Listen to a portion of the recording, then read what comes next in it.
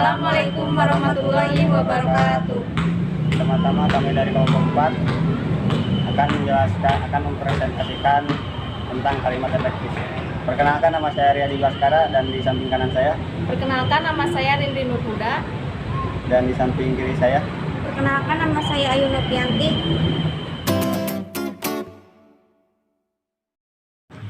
Pentingnya pembelajaran kalimat efektif dilakukan untuk mengasah kemampuan mahasiswa dalam mengungkapkan gagasan yang dapat langsung dipahami oleh pembaca atau pendengar tanpa menimbulkan penafsiran ganda.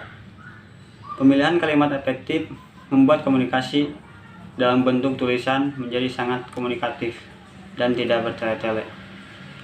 Adapun pengertian kalimat efektif adalah kalimat yang dapat mengungkapkan gagasan, penutur, atau penulisannya secara tepat sehingga dapat dipahami oleh pendengar atau pembaca secara tepat.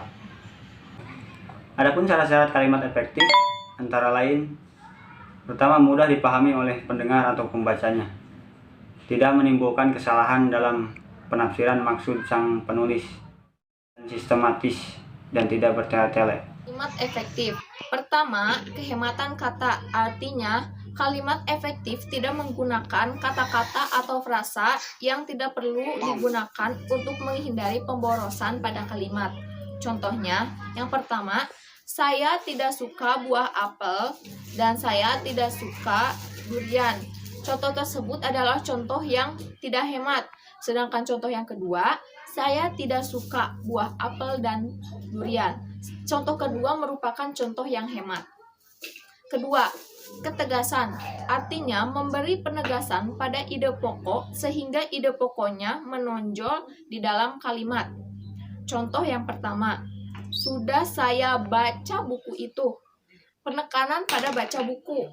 Sedangkan contoh yang kedua, buku itu sudah saya baca. Adanya penekanan pada buku itu.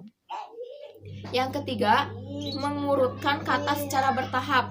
Contohnya, pertemuan itu dihadiri oleh Menteri Pendidikan, Gubernur, dan Presiden. Contoh pertama itu merupakan contoh yang tidak bertahap.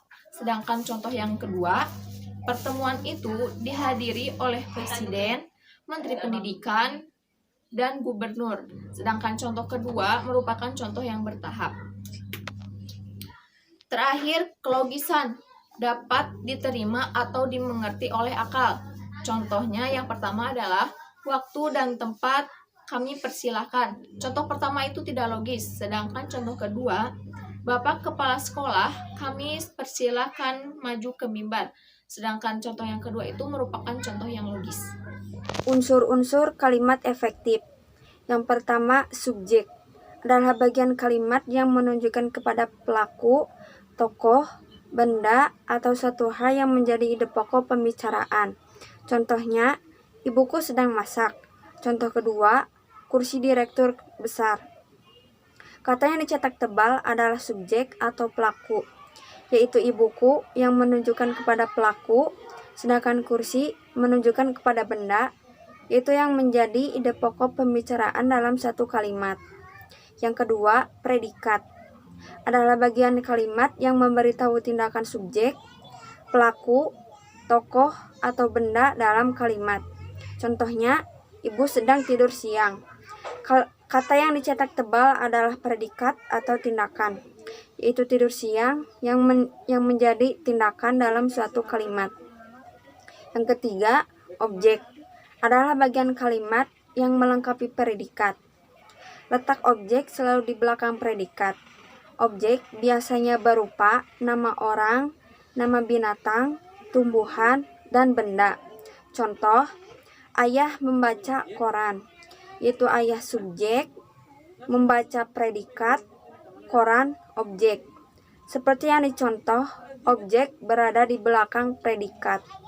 Yang keempat, keterangan adalah kata yang dipakai untuk memperluas dan membatasi subjek atau predikat dalam kalimat.